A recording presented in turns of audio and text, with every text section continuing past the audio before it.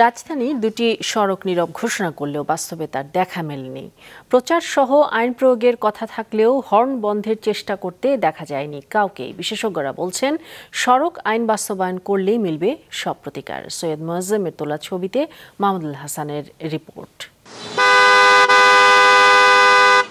রাজধানীর বিমানবন্দরের পথে লা মেরিডিয়ান থেকে জসিমউদ্দিন সড়ক পর্যন্ত যানবাহনের চাপ খুব বেশি না থাকলেও বিকট শব্দে হর্ন বাজিয়ে ছুটছে গাড়ি। কেউ বিরক্ত বা অস্বস্তি বোধ করলেও তা দেখার সময় নেই চালকের। দেখে মনে হয় গাড়ি চালানো নয়, শুধু হর্ন বাজানোই শিখেছে তারা।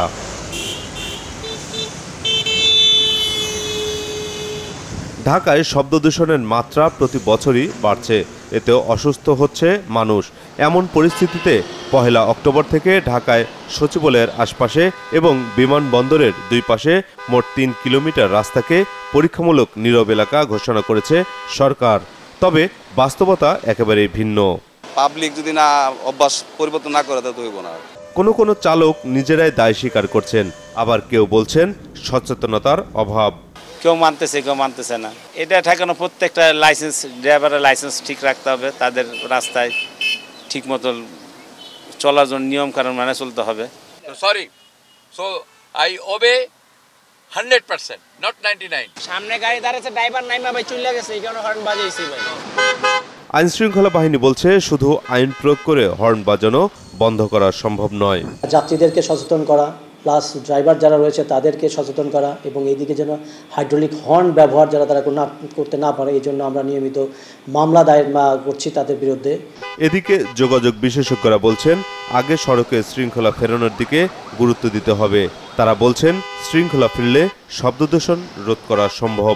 যখন লেন ডিসিপ্লিন থাকে না, আমরা দেখি যে চালক যারা আছে কোনো সময় বাম দিক থেকে কোনো সময় ডান দিক থেকে কিন্তু ওভারটেক করে, এবং ওভারটেক করতে গিয়ে অনেক সময় নিরাপত্তার কারণেও কিন্তু হংকিং বা হর্ন বাজাতে হয়।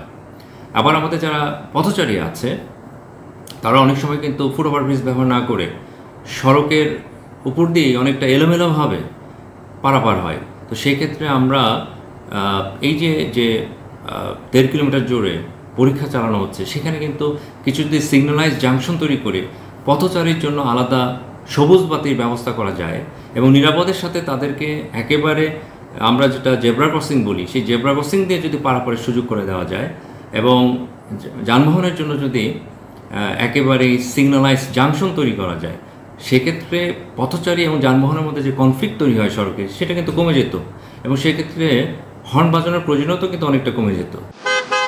হাসপাতাল, শিক্ষা প্রতিষ্ঠান ও উপাসনালয় এলাকা হর্ন বাজানো নিষিদ্ধ করে আইন থাকলেও তা কার্যকর নেই। মাহমুদুল হাসান, মাছরাঙা সংবাদ, ঢাকা।